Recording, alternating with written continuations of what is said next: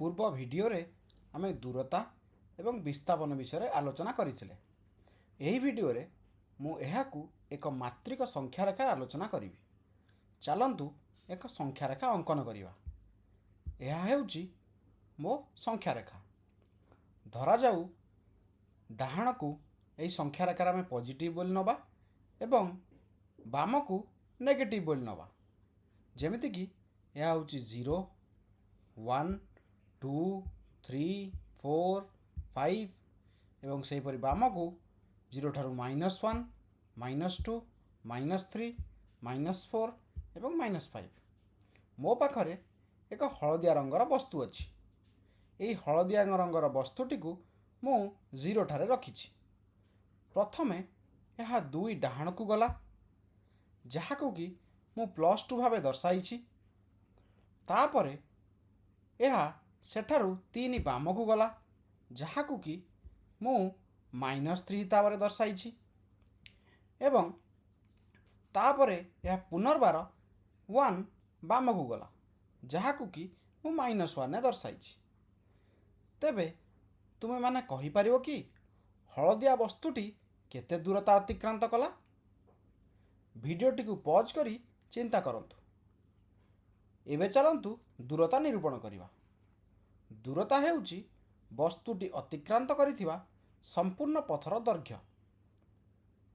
एठारे माने जेतेबेले आमे दूरता निर्णय करूचंती सेतेबेले आमे नेगेटिव किंबा पॉजिटिव साइन उपरे ध्यान देबा नाही। आमे केवल वस्तुटी केते पथ अतिक्रांत करिछि ता विषय कथा हेबा। वास्तव रे संख्या रेखारे पॉजिटिव बा नेगेटिव दिग को दर्शाउछि।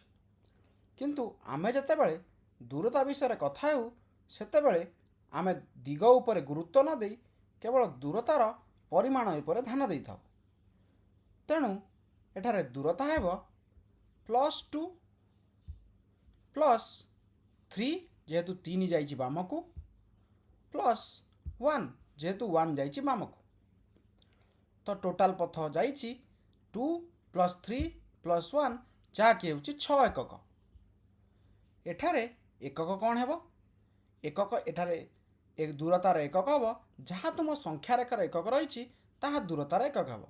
जदि संख्या रेखार एकक मीटर रहिछि ताले दूरता एठारे 6 मीटर हेबो। तेणु एही उदाहरण रे वस्तुटी यात्रा करिथिबा मोट दूरता हेउछि 6 एकक।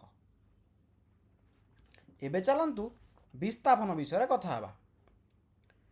ता पूर्वरु मन रखंतु विस्थापन हेउछि प्रारंभिक अवस्थिति एवं अंतिम अवस्थिति मध्यरे सर्वनिम्न दूरता बा आमे कहि परिबा जे विस्थापन हेउछि वस्तुर स्थान रे घटिथिबा मोट परिवर्तन। तबे भिडियोटी की पॉज करी विस्थापन निरूपण करिया को चेष्टा करंतु। चलंतु एबे विस्थापन निरूपण करिवा। धरिनिय एही संख्या रेखाटी हेउछि x अक्ष। एठारे विस्थापन हेउछि xf जहा कि x फाइनल माने वस्तुर अंतिम अवस्थिति माइनस xi जहा कि x इनिशियल माने वस्तुर प्रारंभिक अवस्थिति। यह हेउछि वस्तुर स्थान रे घटिथिबा मोट परिवर्तन। तो एठारे तुमर स्थान रे केते परिवर्तन हला? एही उदाहरण रे वस्तुर शेष स्थान हेउछि -2। एणु xf हेउछि -2। तेबे आमर प्रारंभिक स्थान केते थिला? आमे 0 ठारू आरंभ करिथिले। एणु प्रारंभिक स्थान xi हेउछि 0। एणु एठार विस्थापन हेउछि -2 - 0 = -2। तेबे यहा को आमे चित्र रे बा आम संख्या रेखा रे केमिति देखाई परिबा? देखंतु आमे 0 ठारे आरंभ करिथिले एवं शेष रे जे कोनोसी पथ देई हेउना काहेकि शेष रे बाम पाख को 2 जाइथिले। एणु विस्थापन हेउछि -2। विस्थापन विषय रे आलोचना कला बेले आमे हेर परिमाण एवं दिग उभय पर गुरुत्व देइथाउ। तेणु तुम माने पचारि परिबो जे एठार तो मु केवल -2 कहली, एठार दिग केउंटी अछि? ତେବେ ଏକମାତ୍ରିକ ପରିସ୍ଥିତିରେ ଚିହ୍ନ ହିଁ ହେଉଛି ଦିଗ ବା ଚିହ୍ନ ହିଁ ଦିଗକୁ ଦର୍ଶାଇଥାଏ। ତେଣୁକରି ଏ ଟୁ ପୂର୍ବରୁ ଥିବା ମାଇନସ୍ଟି ହିଁ ଆମର ଏଠାରେ ବିସ୍ଥାପନର ଦିଗକୁ ଦର୍ଶାଉଛି। ମୁଁ ଏଠାରେ ପ୍ରଥମରୁ କହି ରଖିଥିଲି ଯେ ବାମ ହେଉଛି ନେଗେଟିଭ୍ ଏବଂ ଡାହାଣ ହେଉଛି ପଜିଟିଭ୍। ଯେହେତୁ ବିସ୍ଥାପନରେ ଆମେମାନେ ପରିମାଣ ଓ ଦିଗ ଉଭୟ ଉପରେ ଗୁରୁତ୍ୱ ଦେଇଥାଉ, ତେଣୁ ମୁଁ ଏଠାରେ ଚିହ୍ନକୁ ଗୁରୁତ୍ୱ ଦେଉଛି। ଯେଉଁଠିକି ଦୂରତା ପାଇଁ ମୁଁ କେବଳ ପରିମାଣ ଉପରେ ଗୁରୁତ୍ୱ ଦିଏ ଏବଂ ଚିହ୍ନ ବିଷୟରେ ଚିନ୍ତା କରେ ନାହିଁ। ଚାଲନ୍ତୁ ଏବେ ବିସ୍ଥାପନ ନିରୂପଣ କରିବାର ଆଉ ଏକ ପଦ୍ଧତି ଦେଖିବା।